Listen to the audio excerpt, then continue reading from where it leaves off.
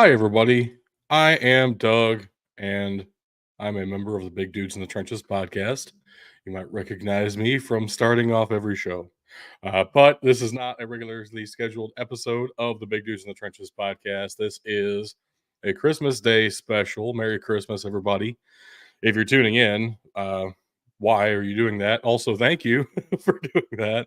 Uh, I will be live today doing some mock draft stuff. What does that mean exactly? Well, I'm going to do a first round mock draft for every team, at least every team who has a first round pick. Also, we're going to spin a wheel and do some like maybe 7 round full mock drafts of a number of teams. However long we go is not really decided yet. So if you tuned in at any point in this stream, thank you so much. If you're watching this after the fact, this is what I know as of Christmas Day 2023. A lot will change until the draft. This is ridiculously early to actually start evaluating these kind of guys. There's so much we don't know yet. Also, we don't know the draft order yet. We also don't know really what positions teams actually need just yet to some extent. I mean, everybody kind of understands there are some big holes that can't just be filled in free agency, but free agent signings are a massive component of what team needs actually end up being by the time the draft rolls around. There's so many variables. This is not going to be correct. I don't even know all of the guys who are declaring or coming back or in the transfer portal, but will declare later. All sorts of things up in the air. Thank you for tuning in, though. I think the best thing to do is just kind of to get started here. I'm going to put myself at the bottom of the screen though, because I think it looks a little bit nicer. Get a little bit of a bigger view of everybody. Thank you to PFF for this mock draft simulator. I think we might switch it up at some point as well. Go to some different sites who have these simulators for us. Just because PFF doesn't have everybody. Um, there are a lot of names in the PFF simulator as well who either we already know are coming back to school next year, or maybe just some late round potential guys, maybe that I've even talked about who aren't in the PFF system just yet. I assume that will be expanding relatively rapidly over the next few months. But let's go ahead and get started here. Ain't nothing to it but to do it, right? First round mock draft. So I think I want to do two of these first before we get into the individual teams. I want to do one with no trades and then one with a couple of trades, just because this does feel like a year with a lot of teams needing quarterbacks and really only two blue chip quarterback prospects. That might be a little bit controversial, even because there are some big names coming out this year. Michael Penix, for instance, has had a lot of injury concerns going back to his time in Indiana, especially. I don't know if you're really going to draft that guy in the first round to be your future franchise quarterback with those concerns. Yeah, Bo Nix has looked great with Oregon. Is that an offense that translates directly to the NFL, or are we going to see an Auburn Bo Nix once he reaches that next level? It's really going to be a matter of scheme fit with him. And then you have guys who I don't know if they're going to declare yet. Shedeur Sanders probably coming back to Colorado. JJ McCarthy potentially going back to Michigan. I don't know how that's going to work out just yet. We very well may see 2 or 3 first round quarterbacks, even though there are a lot of quarterback needy teams. But let's start off with one. No trades. Just get going here. The Chicago Bears with the number 1 overall pick. I don't understand all of the just everyone in the mock draft community always giving them a quarterback straight away. That it's been kind of an assumption for the last 2 years that the Bears need to move on from Justin Fields. We've seen so many great plays from him and a lot of really dumb play calling decisions by the Bears. it's hard to, in my mind, justify moving on from a guy like Justin Fields, who has given you so much. I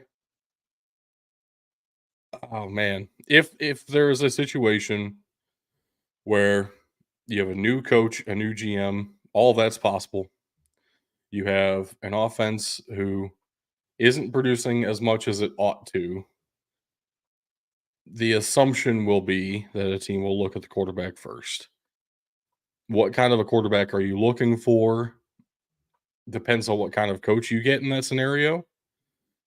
And you have two guys at the top, right? Caleb Williams, Drake May. What do you want your quarterback to be able to do in your offense? Caleb Williams is a play creator. Drake May is a distributor from the pocket. Both of them are phenomenal quarterback prospects with arm strength, with accuracy. Yes, we have talked at length about how, on the show, about how Caleb Williams has struggled against stronger defenses. To some extent, you're going to have a Justin Fields 2.0 with him where there's going to be a learning curve, and it depends on what you actually want your quarterback to do. I think the way the coaching staff is currently situated, they might prefer a Drake May to a Caleb Williams, and Drake May is definitely in the conversation for the number one overall pick. In this no trade scenario, I'm going to assume that the Bears are looking quarterback. I'll do a trade one where the Bears trade out of number one and go a different direction. In this scenario, the Bears will trade Justin Fields instead of trading the number one overall pick, is the way I have to view this. I think they would rather go with Caleb Williams in that scenario. Most likely that will be the move. Although Drake May has a lot of potential to go number one anyway. That leaves one blue chip quarterback prospect on the board. And the Patriots need that very badly. I'm going to go ahead and give Drake May to the Patriots here. Which leaves the Arizona Cardinals, of course, to pick up Marvin Harrison Jr. They don't need a quarterback. Kyler Murray has come back and played fairly well. They need a lot of other things on this offense, too. But Marvin Harrison Jr. is probably the best non-quarterback in this class. There are a couple of other names that are in that conversation, but I mean, he was our non-quarterback offensive player of the year. Got to give it to him in some respects. The Washington Commanders up next. I do want to go tackle with them, and there are two at the top of this class who are worth top 5 picks. It depends on what you want to be able to do in your offense, and I don't know that the Commanders are built to be a running team. So if you're looking to draft a left tackle for the future, get yourself the better pass protector. In Joe Alt might be the best option. Olu Fashanu is good at everything. So maybe you can project him to be the better tackle prospect overall long term. Joe Alt right now, though, is a phenomenal pass protector. I don't know if the Commanders are really going to do much of the skill positions, be able to do much of the skill positions in free agency, and quarterbacks are never in free agency. So maybe they're looking in this scenario. The top 2 quarterbacks are off the board. Let's set ourselves up for the future, get a left tackle that we can build around. That might be Joe Alt over Olu Fashanu because of the kind of things that Washington is looking to do. And it will depend a lot on what their new head coach is. I don't fully expect the coaching staff to stay the same here. I don't know that's a hot take either. The LA Chargers up next. It sure does make a lot of sense to give them Brock Bowers. It also gives them makes a lot of sense to give them some help on the defensive line just because they've been so ravaged with injuries. Can you protect yourself against injuries long term Or can you take the gamble and say, our offense needs to score more points, needs to be more explosive? There are really kind of two directions I'd be looking to go with this pick overall. That would be one of them would be Brock Bowers. The other would probably be Dallas Turner. I know he's a little bit further down the board PFF than other defensive linemen, but I I believe in Dallas Turner as a prospect here. Brock Bowers is the more fun option. Let's just stick with Brock Bowers at number 5 overall. The Bears back on the clock, just got themselves a new quarterback. Really are very thin at the wide receiver positions. They don't need a tackle. Olu Fashanu is awesome, but you really need help on the interior of that line, specifically center. PFF does have that called out here. I agree with that. Also, an additional corner would help. You need to lock down Johnson, but also another corner would help you a lot. Number 6 overall, I don't know that there's enough value in the corners in this class to go that direction when you have a guy like Malik Neighbors still on the board. Malik Neighbors is up there as potentially the best wide receiver in this class. I know we've talked about Marvin Harrison Jr. a lot. I like Malik Neighbors, and I do believe him to be a pretty elite wide receiver prospect. Go ahead and stick Neighbors in Chicago here. That brings us to the New York Football Giants. Um,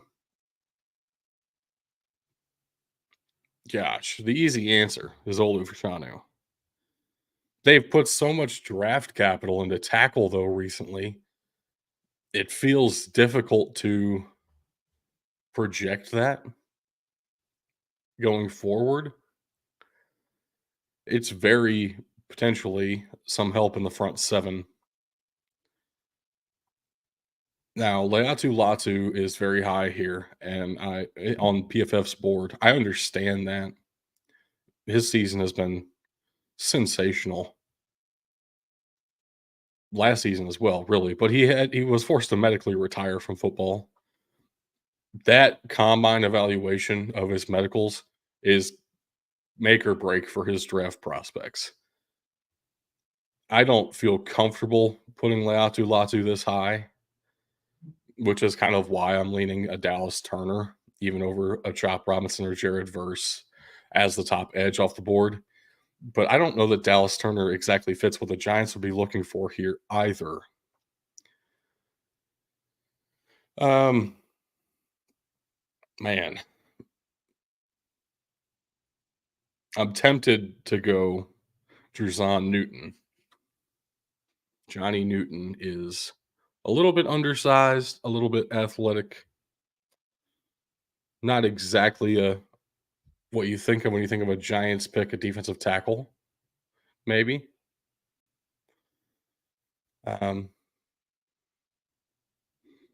I don't agree with Romo Dunze being that high either.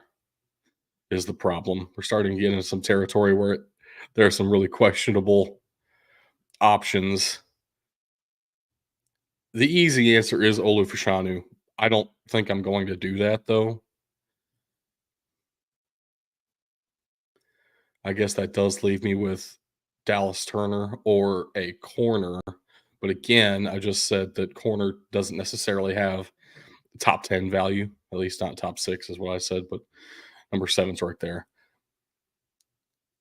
I think I will go with Dallas Turner here for the Giants at 7. Um, which of course leaves the Jets free to take Olu Fashanu if they would like to. There are a lot of other holes on this Jets team. I could see wide receiver for them very easily.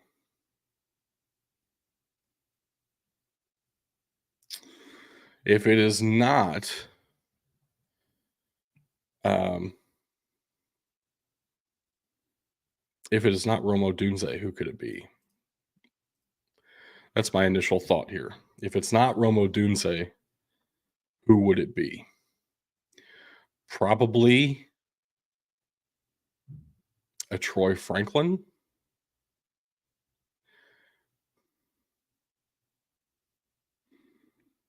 Yeah, I'm leaning more towards Odunze in that comparison. Let's do it. Rome Odunze to the Jets could be very fun. Assuming that Aaron Rodgers is back next year, that could be a very high flying offense. Some good deep shot options for him now. Yeah, you could argue the protection isn't the greatest. Um, I would expect them to want to fill that in with some free agents, try to get a little bit older, more experienced offensive linemen than trying to pair Aaron Rodgers with a rookie at this point in his career. Of course, that leaves the Tennessee Titans with their dream of dreams with Older Fashan still on the board. That's a no-brainer if that were to happen at number 9. But that does leave the Atlanta Falcons up next. Would have been a great fit for Dallas Turner. Could be a great fit for Leatu Latu, even though I just talked about his medical question marks. Also could be the time we start to think about Jaden Daniels, though I'm not convinced Arthur Smith thinks the way that everyone else does. I think he's proven that this season. um, Another corner would be nice for the Falcons, though it feels like a bit more of a luxury than something like an edge rusher. I think I will go Leatu Latu here, assuming his medicals are okay. Which, I mean, you watch him play this year, didn't seem to bother him. So, Green Bay Packers up next. Yeah, this is going to be a defensive selection. I think we all know that at this point. Where on the defense will they look to address? Really, you have aging but great linebackers. You have a shallow rotation of some really solid edge rushers. You have good corners with limited help behind them. How do you address all of those concerns? You just pick something and start running with it, I guess. I don't know a defensive back who makes sense to them at this point. The safeties are not top 15 valuable to me, which leads me to thinking some help on at the edge rusher positions. Or again, Johnny Newton's up there, who I do like quite a bit.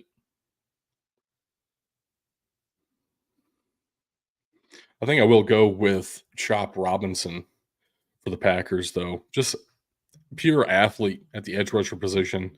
We've seen that work pretty well in the NFC recently with somebody playing very well for the Cowboys recently. No, the Packers need just depth in that rotation and insurance for the future. Chop Robinson could end up translating into a long-term option for you at that edge rusher position. The Las Vegas Raiders on the clock here. Again, my mind jumps to Jaden Daniels could make a lot of sense for them. I don't know that their quarterbacks on the roster are worth passing up on a guy like Jaden Daniels. I don't even know how long you actually have Jimmy Garoppolo on contract. Um, we will be looking at a new head coach here compared to last year, at least. I don't know if they're going to retain their interim, which is possible. Um, defensive and offensive lines could also use some work still. I know they invested very highly in edge rusher position, Tyree Wilson.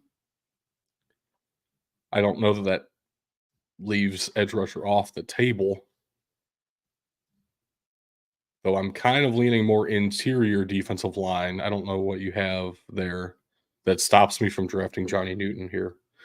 Um, and it lets me stop talking about Johnny Newton kind of fits everybody, but kind of doesn't. All right, we're going the defensive tackle from Illinois, Jer'Zhan Newton, to the Raiders. That brings us to the New Orleans Saints here, who are in quite the conundrum at quarterback, must say. Do you really believe in Derek Carr? Obviously not.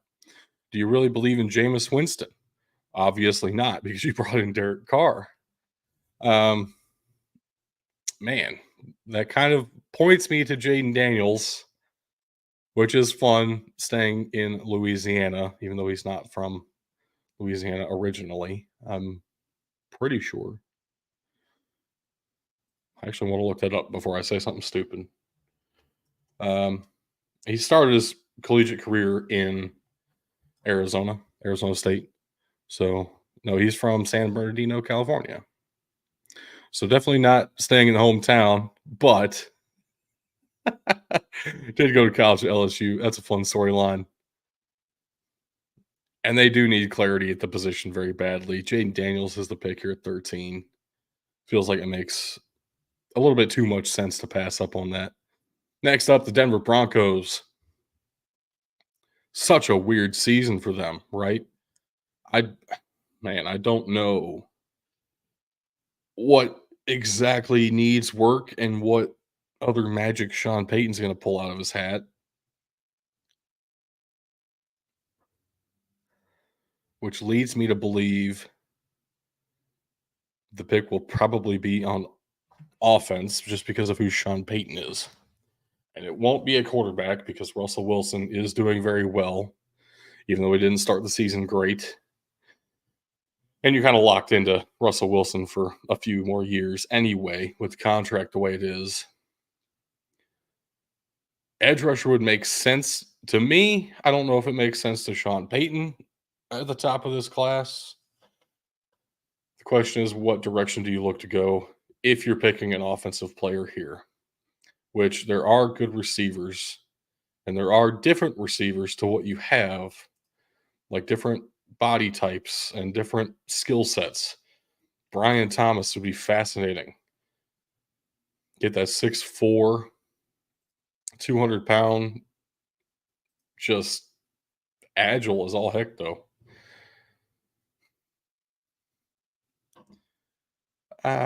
Man, do you go for a pure deep threat, huge kind of guy? Actually, Keon Coleman's the same size as Brian Thomas.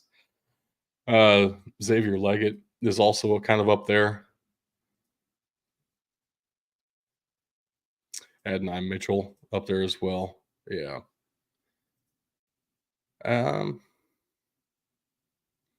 What I'm not looking at is the speed guys because I feel like they kind of have that,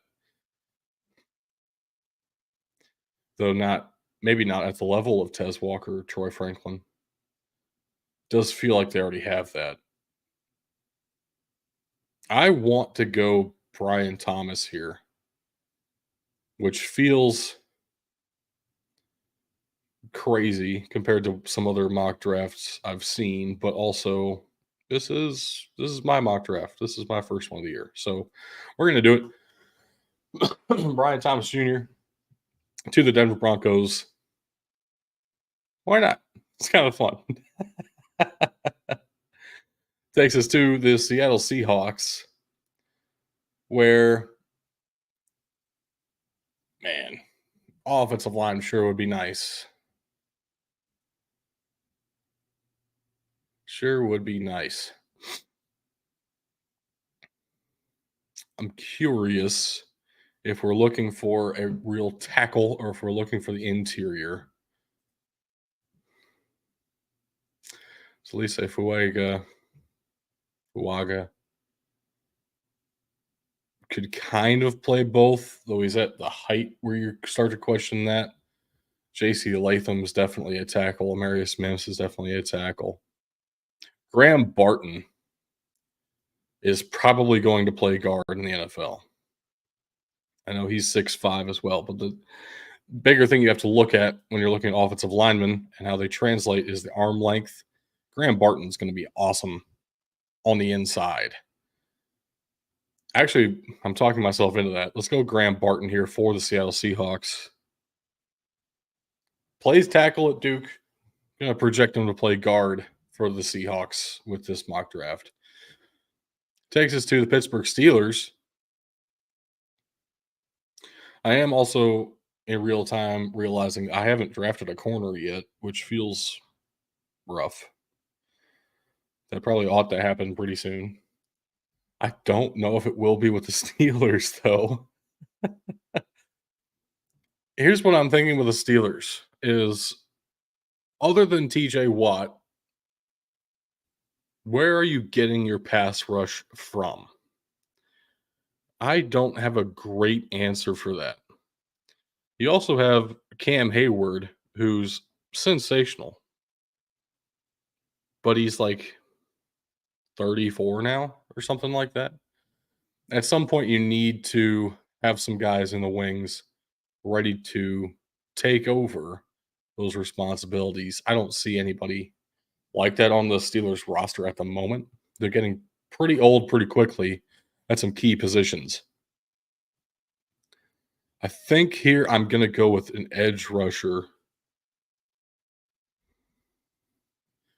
And I'm hovering over Braylon Trice here, which I guess is what I should do then.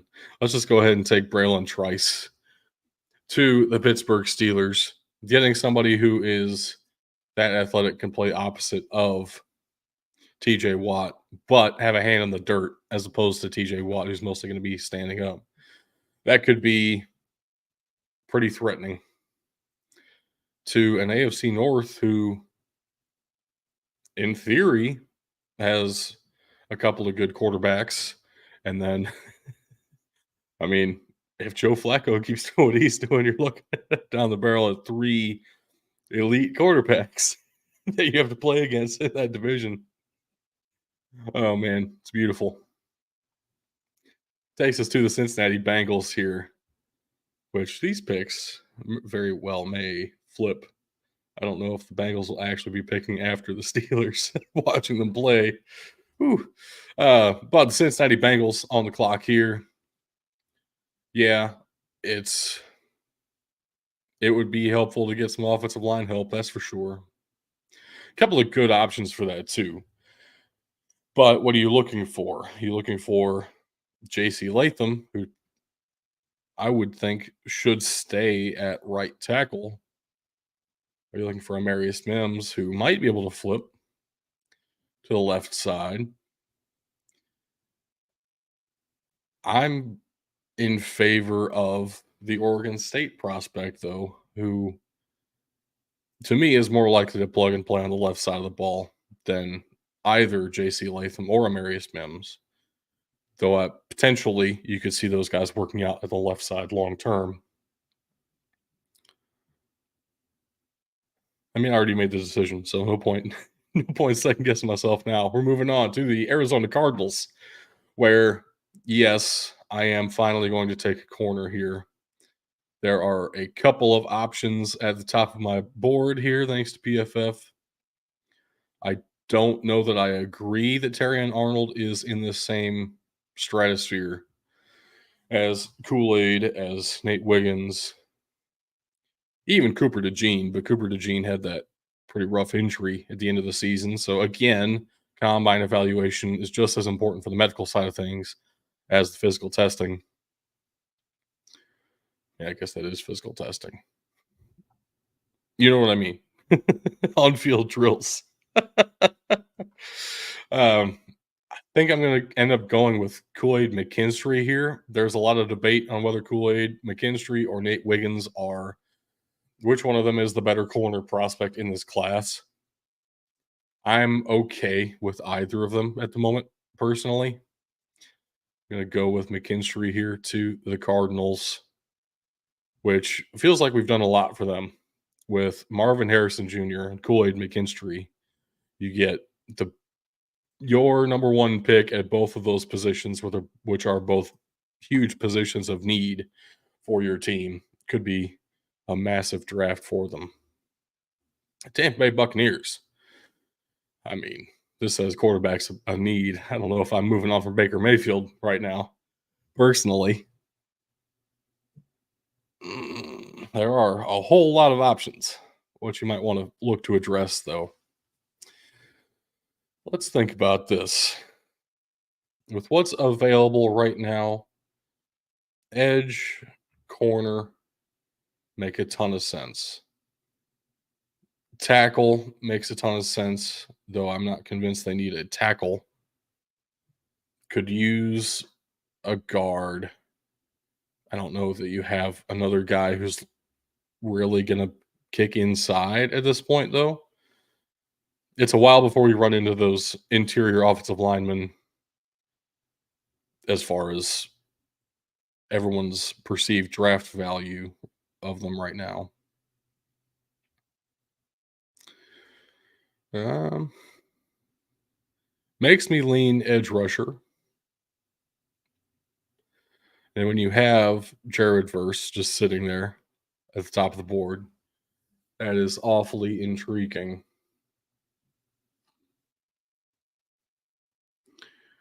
I don't know that defensive back is as big of a need as an edge rusher is.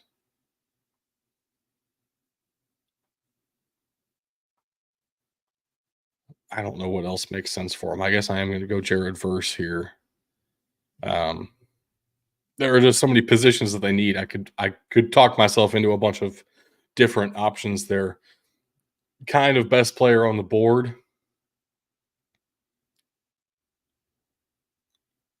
Yeah.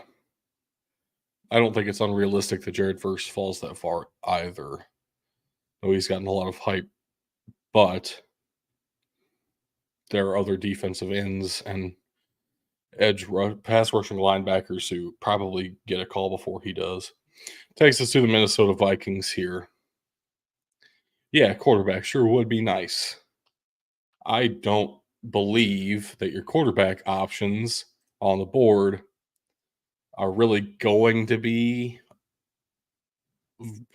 like sensible options to select here at number 20. We already know Carson Beck's going back to school. Shador Sanders is most likely going back to school. Quinn Ewers in the same boat, most likely going back to school. JJ McCarthy could. So we're looking at Bo Nix, Michael Penix Jr.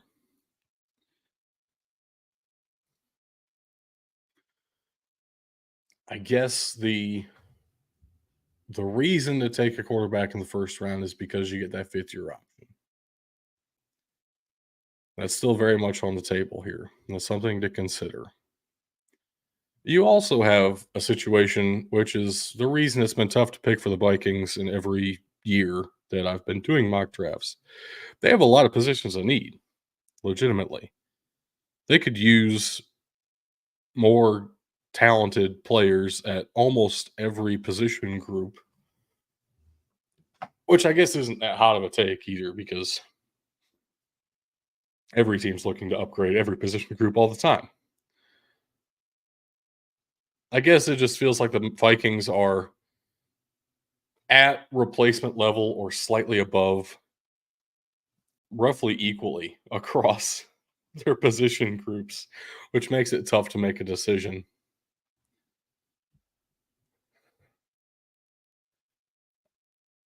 I'm curious if they would be interested in a corner.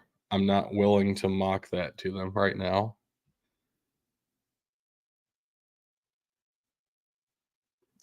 Um, it sure does feel like a decent fit to give them Bo Nix. I just don't know if I like that value at number 20 overall. I also don't know what else to do for them. So I guess we're in a position for Bo Nix is my pick here for the Vikings. I don't know that I even like that, but they definitely need a long-term answer to quarterback. The LA Rams up next, where I mean, Bo Nix could have made sense for them too, honestly. If we're looking at it through the lens of you need the fifth year option on the quarterback, you want a guy who you can develop into the role because of your aging starter. Matthew Stafford probably has another 3 years on him, though. Probably a little bit early to look at quarterback, but the injury concerns are starting to pile up. My mind jumps to offensive line in that scenario then. Make sure you protect the guy. JC Latham still on the board here. Amarius Mims still on the board here. Which one do you prefer? My mind, I'm going to the guy who didn't get hurt this year. So JC Latham is the pick. Feels, trite, but also, you know, it's a mock draft on Christmas Day. Things will change. The Colts here. I love this for them because Nate Wiggins would be awesome for the Indianapolis Colts. They would jump all over this for sure. No, it's not necessarily their biggest need, but it sure feels like could be quite nice to get an actual lockdown, shutdown corner instead of trying to pick up some of those older free agent targets like they have been wont to do in recent years. Get somebody you can develop for the long term in Indianapolis at corner with a guy like Nate Wiggins, who probably shouldn't have fallen to 22, but did in this scenario. Moving on to the Jacksonville Jaguars, another team who would have jumped all over Nate Wiggins. Probably doesn't need corner. Could be fun, though. Man, I would love to give the Jaguars some help on that defensive line with some more pass rush. And now I'm getting into a position where I don't know that the edge rushers left on the board are valuable enough to take them over the other options in front of you.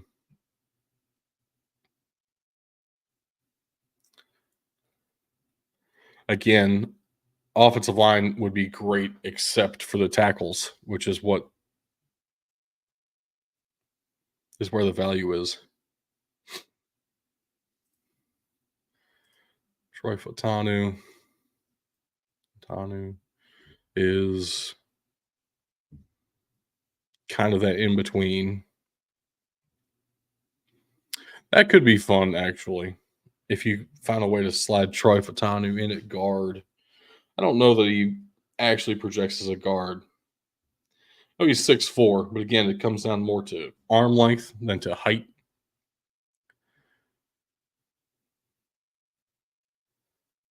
I mean, we're looking at 4 tackles here that are really good at what their position is and not necessarily good at, sliding inside, which is what the Jaguars need.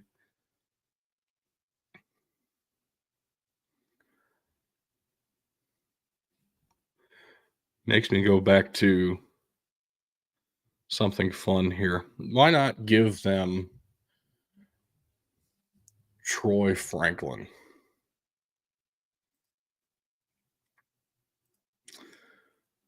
Troy Franklin.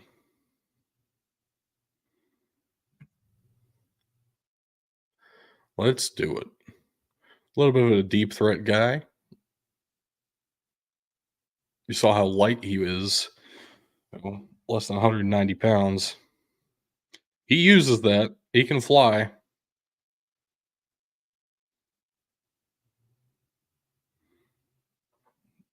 A team with Trevor Lawrence, it's going to be tough to blame them for taking a wide receiver and just adding to that firepower.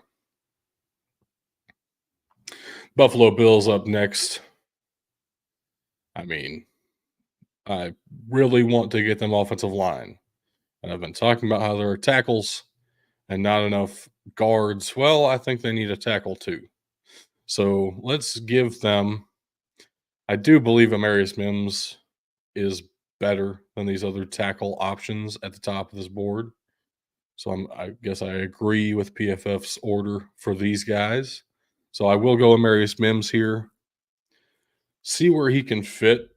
Most likely that should be right tackle for you, but see where he fits. You need help on the offensive line. Get somebody who can push people around. It'll help you a lot. Kansas City Chiefs, all the way down here at number 25, current projected draft order. Um, the obvious answer is wide receiver. Sure feels like they need something there.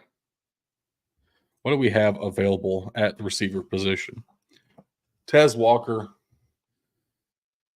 I don't agree that Lad McConkey is near the first round. I would say Keon Coleman,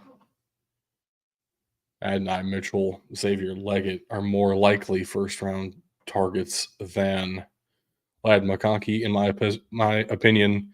Also, Emeka Egbuka, very, very potentially coming back to Ohio State, is why I didn't mention him with that conversation. We don't know yet,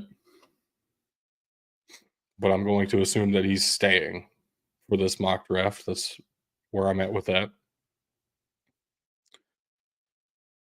Um, a player like one of these bigger body receivers, Keon Coleman, Adonai Mitchell, Xavier Leggett, would be fascinating in this Chiefs offense, which makes me want to take one. Which one do I go for? My initial gut reaction would be Keon Coleman, but Xavier Leggett is pretty awesome and massive.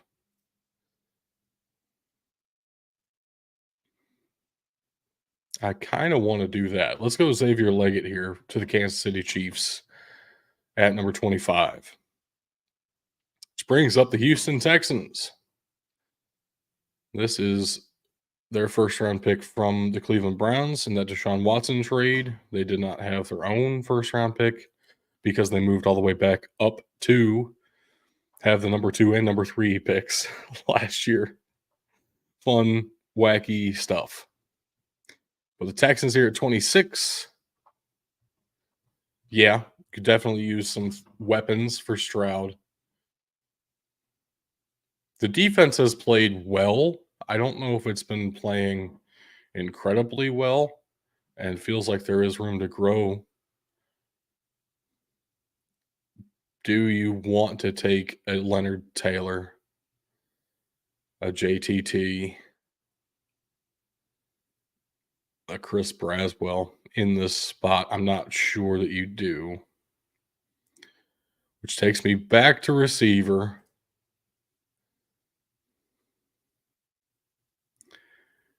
And brings me to Adonai Mitchell. I think is where I'm going to land with that one. Another big body guy, which is the opposite of Tank Dell. So good dynamic and several different kinds of options for Stroud there. Adonai Mitchell going to the Texans here. All right. Detroit Lions. Two things we know about the Lions right now. They are good at a lot of positions and also don't give a shit what anybody else thinks about draft value, positional value in the draft. So we're going to go nuts. uh, Not really, actually. I think it's pretty clear to me they could use help in the secondary, and there are a couple of good options here. Again, Cooper DeJean with that injury that probably dissuades teams at the top of the first round, but in the bottom of the first round, you're still overwhelmed by how good he was at Iowa the past 2 years. And I don't believe in Terrion Arnold as much as the PFF does here. My next corner would be Ennis Rakestraw out of Missouri or Kamari Lassiter. Um, Man, actually, so it's to me, it's down to Kamari Laster right now or Cooper DeJean, which again, that injury concern is tough. I don't know if I'm willing to overlook that entirely.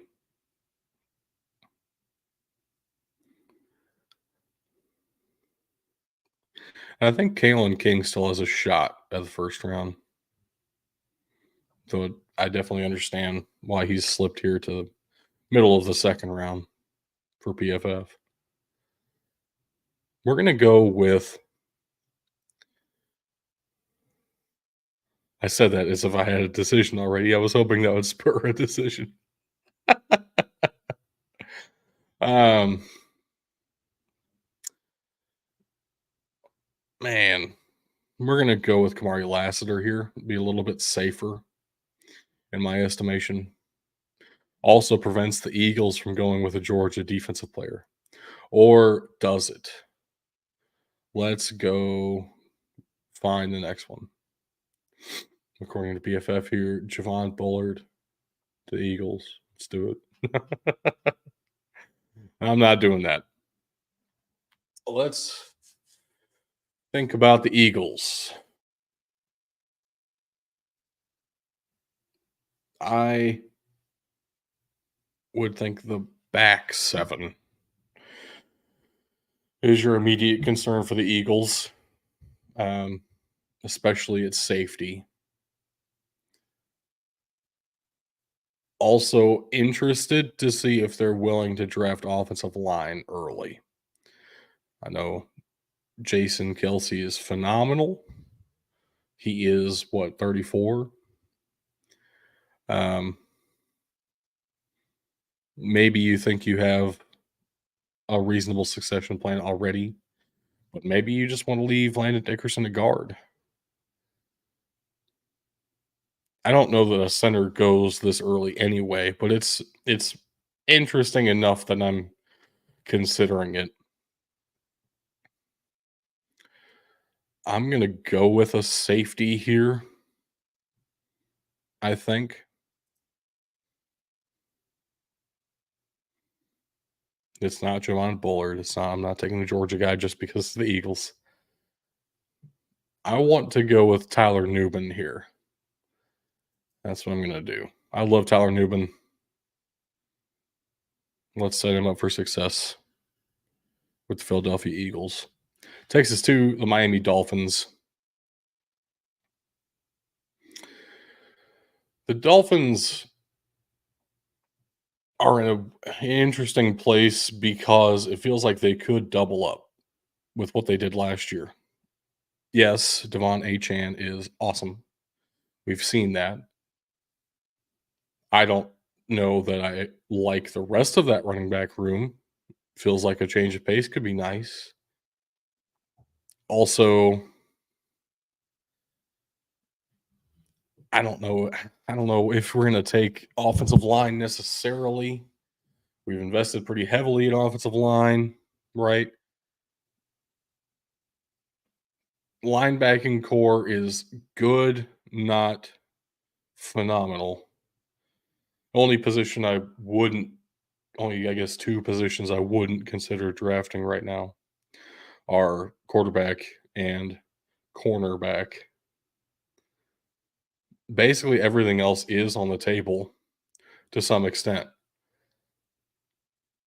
In a position like that, I guess you just go best player available, except for the two positions you don't need. So, is that a receiver? Is that a Leonard Taylor? Is that a JT Tuimoloau?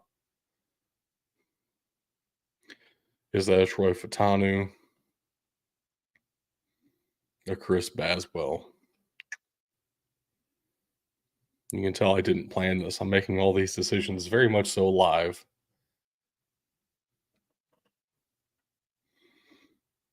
I am interested in getting Leonard Taylor on this team.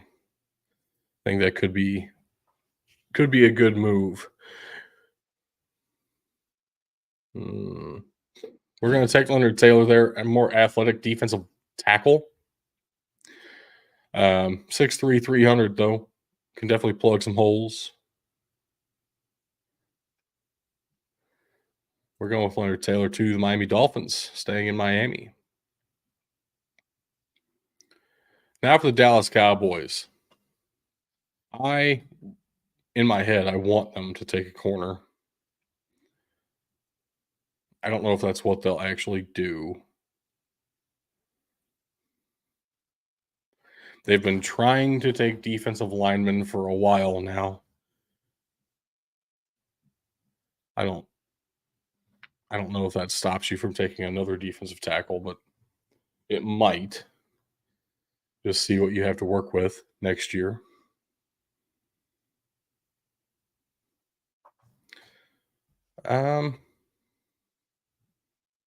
Not particularly interested in offensive line for them, though I could be convinced if there's one.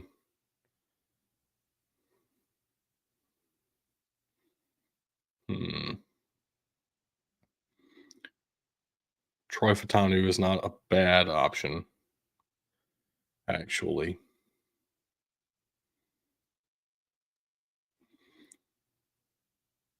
But I could see them trying to use that same playbook as with the other pass rusher on their team, the only one that does anything. Just get the athletic guy. Get the guy who maybe didn't necessarily produce sensational numbers in college, but the guy you know is a great athlete and can do a lot of things. Maybe that's a slight at what he did at Penn State, but anyway, I'm thinking JT Tuimoloau to the Dallas Cowboys. That didn't make sense at all. I don't know where the G came from. The Dallas Cowboys getting themselves another edge rusher option there. Just another pure athlete at the moment with a lot of moves and can really flash in specific games. I haven't seen him put it together across a full season, would be the concern with JTT. And it is theoretically possible he comes back to Ohio State in part because of that. But I'm going to assume no, and I'm going to mock him all the way in the first round here. San Francisco 49ers looking for some youth at tackle and looking for some help in the defensive back room for sure. I agree with these two needs as their two biggest needs. There are a couple of good corners at the top here who I do like. I've talked about Cooper DeJean and Ennis Rakestraw already as corners I like a lot. On the offensive line, I am strongly considering a Jordan Morgan, Troy Fatanu. Even Patrick Paul sneaking in the first round could be fun. I think the value at corner is too hard to pass on at this point. I mean, I'm willing to take a shot at Cooper DeJean at 31. He's just so good when he's healthy. It's hard to ignore that. And that takes us to the Baltimore Ravens, who are currently projected with the number 32 overall pick, according to PFF here. It's been a theme for 2 years to draft them a wide receiver, which they, like the Packers, don't seem to want to do. So why force them into something they don't want to do? Let's pull a very Ravens type of move here and get a smaller school guy who's just a ball hawk, will literally commit murder to get the ball in his own hands. It's a very Ravens type of move. I'm thinking Quinyon Mitchell here from Toledo. So good. So good at Toledo. I know it's the MAC. I know it's Toledo. Watch him play a game You will not be disappointed. Quinyon Mitchell is awesome. I'm taking Quinyon Mitchell here at the end of the first round in this no trade scenario, and in the situation where I don't think Terry Arnold is actually a first round corner. So this is my first round no trades mock draft. Copy that and drop it in the Discord. If you're not in the Discord, I recommend checking it out because I have posted some of these already, though I haven't done any live, of course, until Christmas Day. Exciting stuff. So that was an hour long of a no trades mock draft. Hope you enjoyed it so far. I am going to take a little bit of a break. I will be back though, and we're going to do it again with some trades.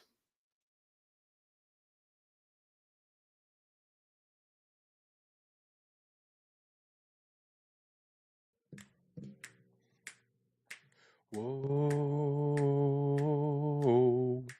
it is mock draft time. Whoa, it is mock draft. If you want to see a mock draft live, then I have good news for you tonight. 'Cause that's what this is. It's called a solo mock draft, and it is happening right now, you guys. Whoa, it is mock draft time.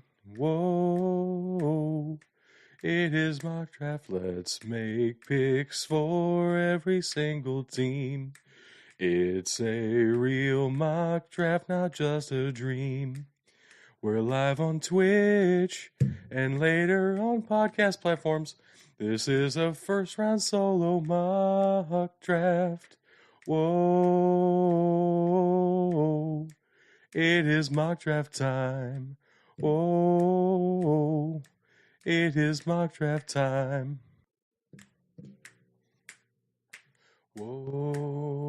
Whoa, it is mock draft time. Whoa, it is mock draft. If you want to see a mock draft live, then I have good news for you tonight. 'Cause that's what this is. It's called a solo mock draft, and it is happening right now, you guys. Whoa, it is mock draft time. Whoa, it is mock draft. Let's make picks for every single team. It's a real mock draft, not just a dream. We're live on Twitch and later on podcast platforms. This is a first round solo mock draft. Whoa, it is mock draft time. Whoa, it is mock draft time. All right, guys, I'm back. Um, yeah, we've been doing this for an hour already. Holy smokes. That was a no trades first round mock draft. I'm going to do one with trades now. And then we'll see if we get into some individual teams. Maybe not. We'll see what happens. I honestly didn't expect that to take an hour, but it did. I do think I will be providing a little bit less analysis in the trades one as far as like guys that I'm looking for or the rankings of individual position groups or something like that. I did a lot of that with the no trades. This will be more of I'm trading up to get a guy. Here's what I'm thinking with that. Other than that, we're gonna mostly stick to the formula. So if I don't trade, I might just try to follow my no trades draft. If, for instance, the Chargers are on the board at 5 still in this scenario, and Brock Bowers is on the board, I'll just go ahead and take Brock Bowers again, like I did in the no trades. Kind of what I'm thinking with this. So make it a little bit simpler. Let's go ahead and get back into the PFF simulator, and let's get started here with the first trade of the day. So let's see what teams are offering. This has the Cardinals looking to move up, which is ludicrous to me. Um,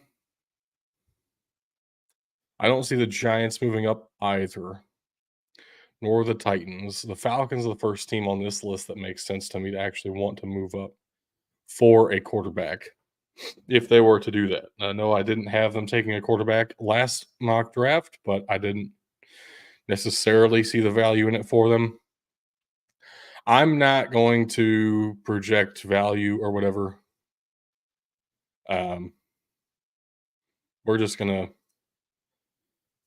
force all these trades. I don't want to get into the world of trying to project actual return unless a team moving up has 2 picks later. Like if I had the Cardinals moving up there, it would probably take number 3 and number 18 to do that. Maybe. I mean, we'll see. See what happens in the real world. A lot of things up in the air with that, of course. One for one, I'm going to force the trades. We're just we're going off of what teams could move up, not necessarily what the value of that package would be. So in this scenario, the Falcons move up to number 1. Now, of course, that would have to be for a quarterback. Are you taking Caleb Williams number 1? Or are you taking Drake May number 1? Is the question. I'm going to go Caleb Williams with the Falcons here. There are a couple of teams I would pick Drake May over Caleb Williams with. I don't think I'll do that in this scenario with the Falcons. Feels more like a Caleb Williams type of scheme to me, unless of a pure pocket passer like Drake May is. The Patriots here, number 2. I don't know if they necessarily would want to take a quarterback, right? I also feel like they kind of need to. So even though you have potentially a great trade offer from the Commanders at number 4, I am just going to go ahead and take Drake May in this scenario with the Patriots. The Cardinals. What would a team trading up to this spot be looking to do? They're probably looking to get ahead of the Commanders for a tackle, or they're looking to ensure that they get Marvin Harrison Jr.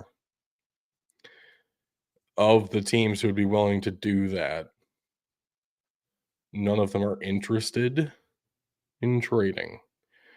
I don't see the Saints doing that. So we're going to go ahead and stick and pick then with Marvin Harrison Jr. The Commanders, again, could be a team looking to get up here and take a tackle. Doesn't seem anybody's interested in moving up, though I don't have to stick to that.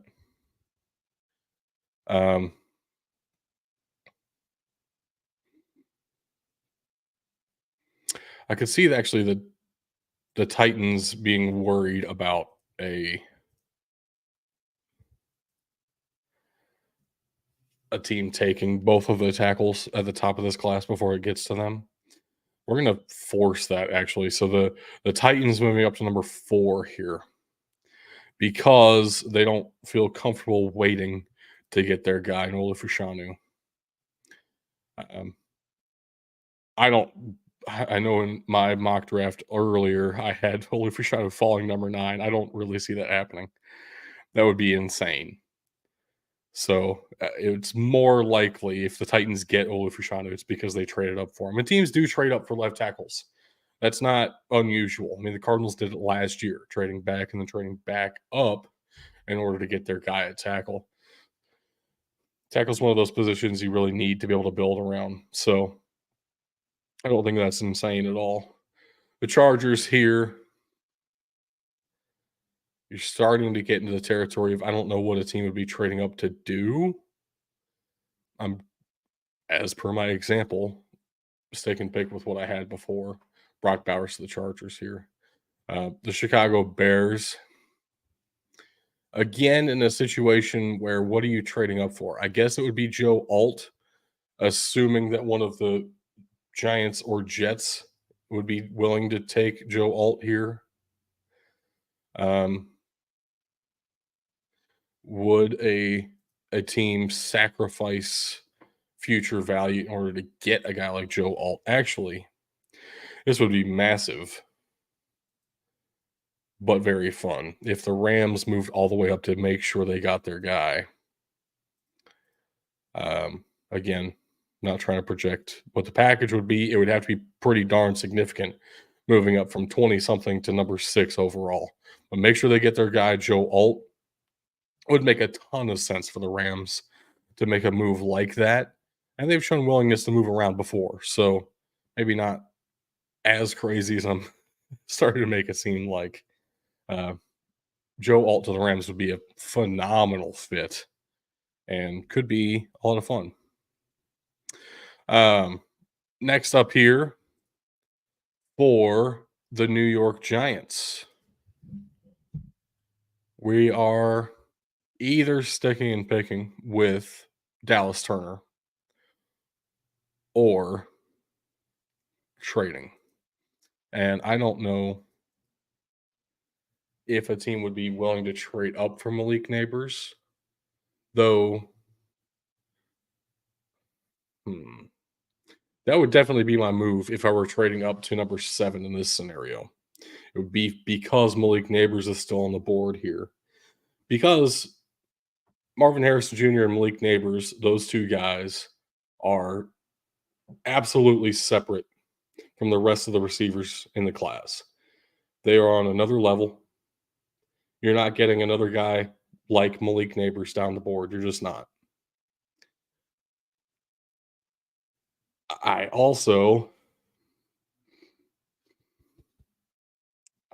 I also really do like the Dallas Turner to the Giants pick right now. Let's have Malik Neighbors fall a little bit. Let's do it. The Jets here. Now, this is an interesting scenario because in the Jets pick in my previous mock draft that we just did, we took Rome Odunze. If Malik Neighbors is on the board, they would absolutely jump at Malik Neighbors over Rome Odunze. However, is somebody going to trade up for Malik Neighbors and potentially take that option away? The Denver Broncos would be an incredible fit for Malik Neighbors. That would be very fun. We're going to make that happen. The Broncos trade up to number 8 overall. So that's 4 trades now in the top 8. I know I'm getting a little bit nuts, but it makes it fun. Keeps it fresh. The Washington Commanders then on the clock at number 9 took Joe Alt last time. Joe Alt's obviously off the board. Went at number 6. So what would the Commanders do in this scenario? Your tackles are gone. I don't know that you're taking a JC Latham at number 9, especially when you're in a scenario where do you actually want a right tackle or are you looking for a left tackle? I would say you're more looking for a left tackle than not. But with those guys off the board, I don't see it happening. Takes me to option number 2 for the Commanders, which is I'm stalling here because I don't know the answer.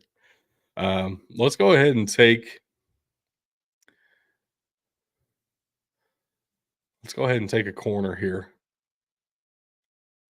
I'm going to go with Nate Wiggins as the first corner off the board this time and give him to the Commanders, who could use help at so many different positions that I don't know if it's a stretch to give them a defensive back at number 9. Number 10 here for the Chicago Bears now after a couple of trade downs. I don't want to trade down again. Does feel like they need some high picks here. I will, however, go a completely different direction. So had 2 offensive players last time, might end up being 2 defensive players this time. I'm going with Johnny Newton at number 10. Just a 300-pound defensive tackle is, with his athleticism, is hard to come by, and the Bears really need help on that defensive line, especially on the interior of that defensive line. This could work out very well for the Bears if this kind of scenario were to happen and they were to trade down this far, which I don't think they would. If they do, go all the way down to 10 and pick up a defensive tackle, could be awesome for them. Green Bay Packers here are now in a scenario. I took Chop Robinson for them previously. Chop Robinson is available. Is a team looking to trade up for their pick of the edge rushers on the board? We haven't had too many of them go, other than Dallas Turner at number 7. I don't think anybody would want to jump in here or wouldn't want that badly enough to convince the Packers to lose their guy. So I'm going to take Chop Robinson again for the Packers in this scenario. Now, the Raiders, last time I had them picking Johnny Newton. Now he's off the board. I don't see them taking an edge rusher. They took Tyree Wilson in the first round last year. They have pieces. Max Crosby, of course, is one of the best edge rushers in the NFL right now. You're not going to look to take a defensive end, right? Defensive tackle, sure. That guy's gone, which makes me think offense and makes me think this is now the place for a Jaden Daniels, which goes now. Jaden Daniels goes a pick earlier than last time in this scenario because of all the movement. I like it. Now, the New Orleans Saints, who probably were thinking in this scenario, again, they were probably thinking they wouldn't need to trade up to get Jaden Daniels, but now they've missed out. I am not going to give them Bo Nix at 13. That's just no way.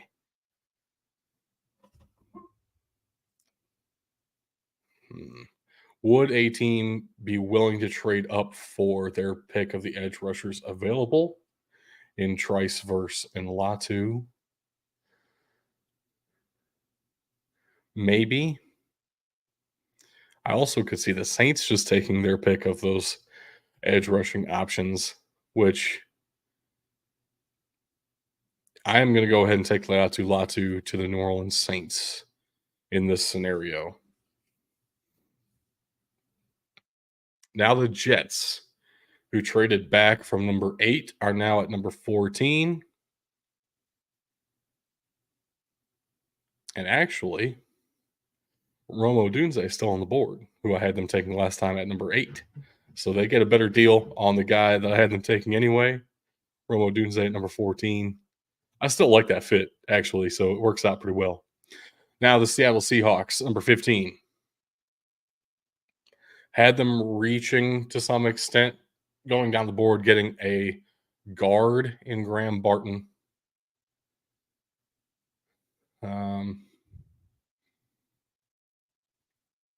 I definitely see the appeal of jumping the Steelers either for an edge rusher or a corner.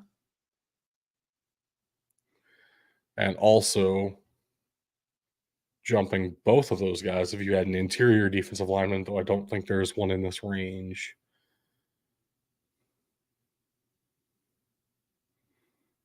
Maybe even jumping the Seahawks for an edge, although last time I was saying I would take the guy I took last time if it were a stick and pick situation.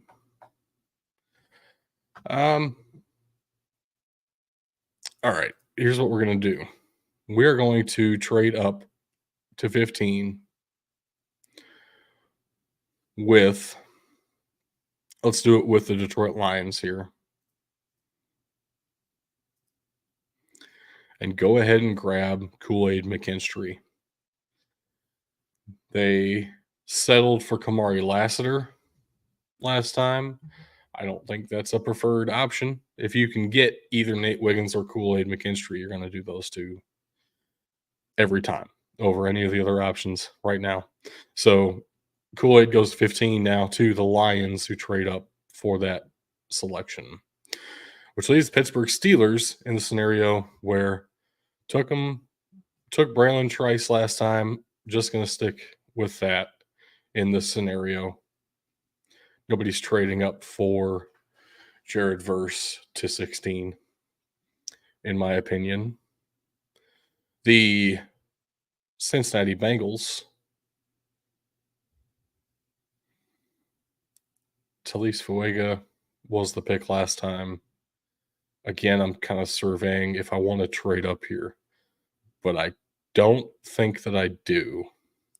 We're going to stick and pick Fuega again. Now, number 18, the Cardinals have missed out on Kool-Aid McKinstry, who the Lions trade up to 15 for. So this is a new selection no matter what happens. The Arizona Cardinals at 18 got themselves Marvin Harrison Jr. at number 3. Same as last time. We're not doubling up on a receiver. But we could definitely look to take a right tackle. Paris Johnson on the left side, J.C. Latham on the left side would be pretty incredible. Quite the combo.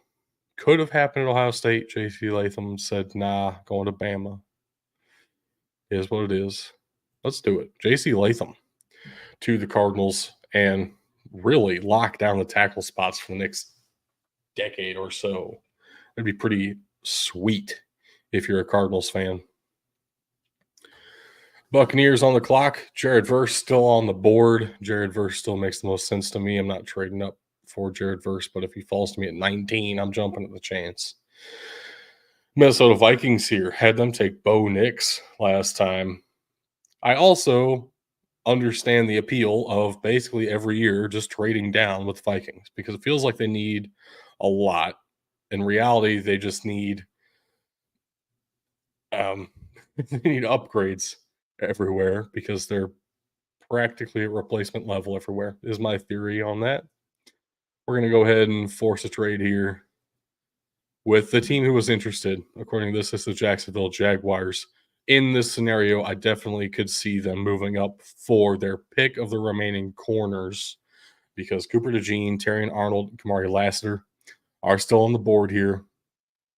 And I know PFF has Lassiter as down a ways, but I like him quite a bit. I didn't have Ennis Rakestraw go at all in the first round last time. In this scenario, the Jaguars are trading up in order to get, I'm going to say, Graham Barton. In my opinion, the best guard in this class. He's listed at tackle. He's the best guard in this class. Kind of nasty with it, too. I like watching him play a lot.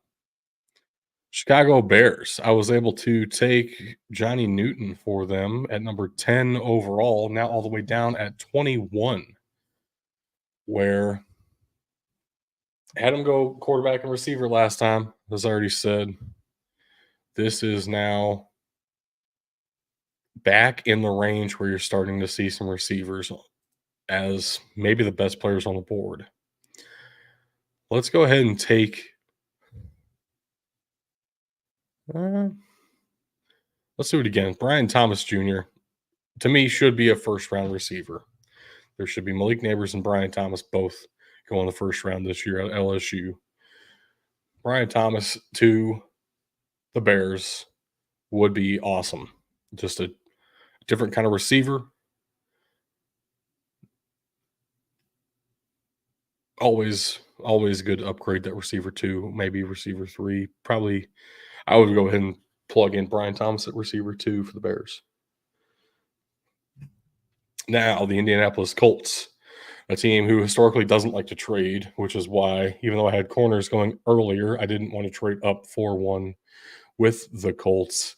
Their pick from earlier was Nate Wiggins falling all the way to them at 22.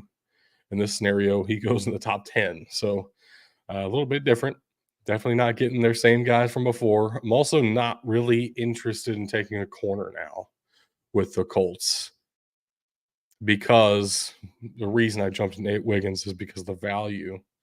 I don't know that you have that same value with DeJean or Rakestraw or Lassiter at 22. I'd be willing to go a different direction, which I'm leaning towards Amarius Mims, unless I can convince myself to take a wide receiver. Let's look at the wide receivers available. Walker, Franklin. Um, man, Leggett feels like a Colt to me. Oh, geez. Let's protect our young quarterback with one of these tackles. Mm. Amarius Mims makes a lot of sense.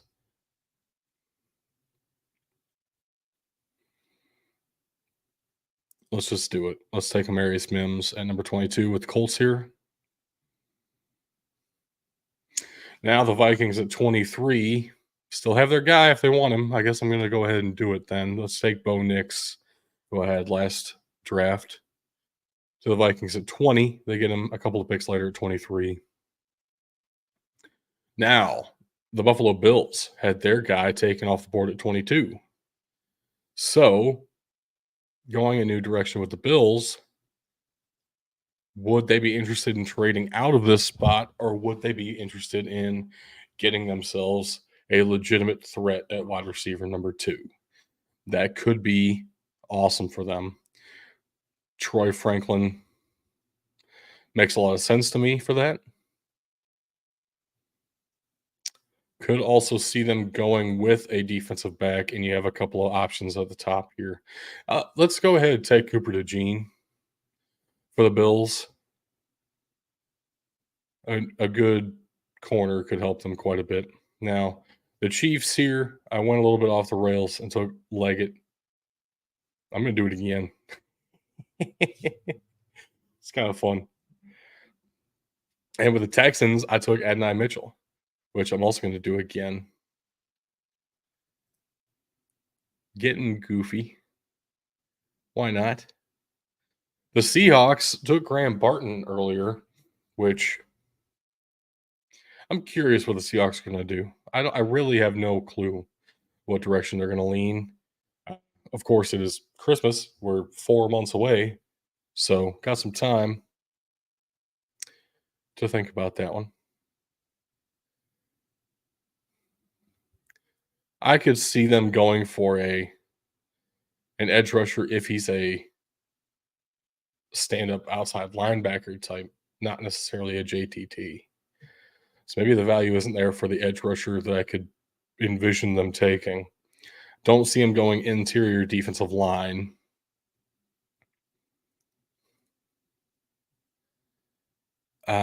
Invested highly in corner.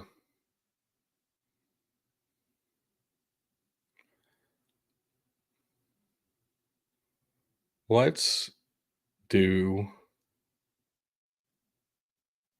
something completely different. Let's use the Seahawks pick on Michael Penix Jr. I know I talked about how I don't really necessarily see him as a first round kind of a quarterback. Why not? It's Christmas. That's the rationale today. It's Christmas. Let's take a quarterback at 27. That changes nothing for me. With the Eagles, where I had him taking a safety, I don't really believe anyone would trade up to 28 here now. What would they be trading up for? I guess we're looking at a Troy Franklin or a Tez Walker. or maybe jumping the Dolphins / Cowboys for a Leonard Taylor. Um, I don't necessarily see that happening. I'm going to go with Tyler Nubin again with the Eagles at 28. 29, the Dolphins are back with their guy still here, Leonard Taylor.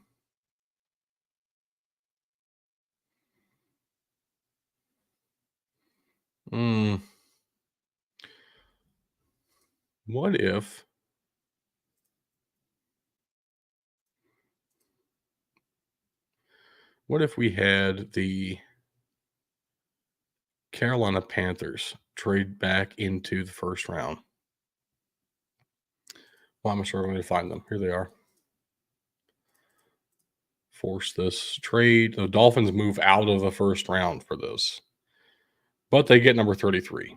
So it's not really that far of a move down, but it lets the Panthers get a receiving threat like they just don't have in the moment. So getting them Troy Franklin at the back end of the first round, pretty interesting stuff. Could be useful with a young quarterback, getting some guys who can actually catch the ball. Kind of a good move on their part if they wanted to do that. Let's go to the Dallas Cowboys now. Took them an edge rusher earlier, but now Leonard Taylor on the board. I'm going to go that direction instead. Get an interior defensive lineman for them. It feels like something they've been trying to address for a while. I would hope if you're taking a first round defensive tackle, that closes the door on future attempts to draft a defensive tackle, but we'll see.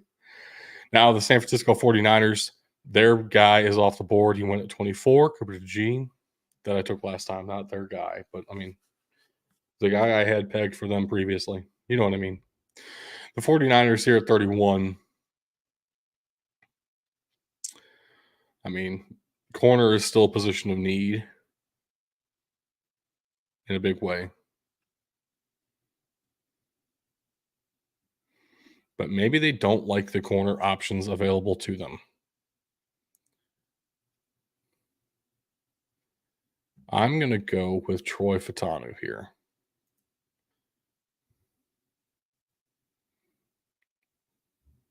Give them a long-term tackle replacement option. Yeah.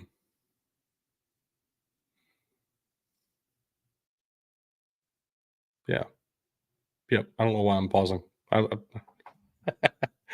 That takes us to the Baltimore Ravens, who took Quinyon Mitchell in my last mock here.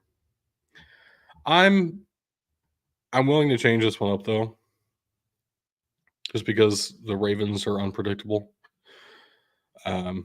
Let's go with Ennis Rakestraw here. I think it's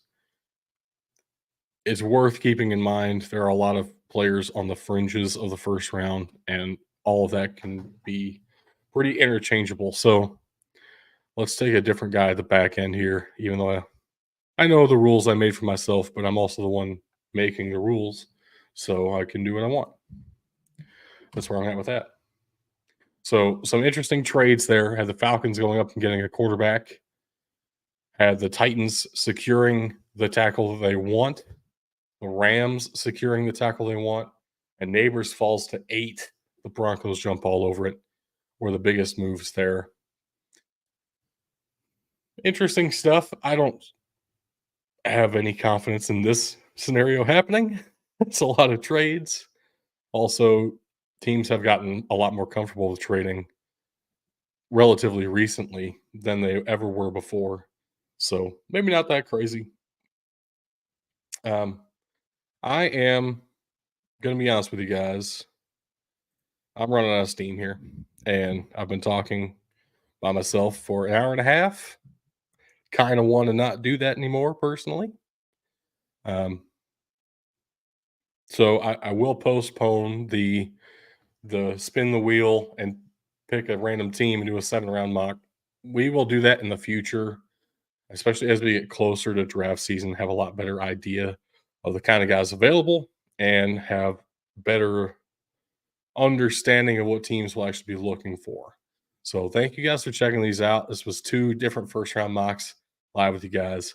I did have a good time, but you know, it's hard to talk nonstop for an hour and a half. So appreciate your understanding. Merry Christmas, everybody. If you tuned in, thank you so much. Um, and catch you guys next time.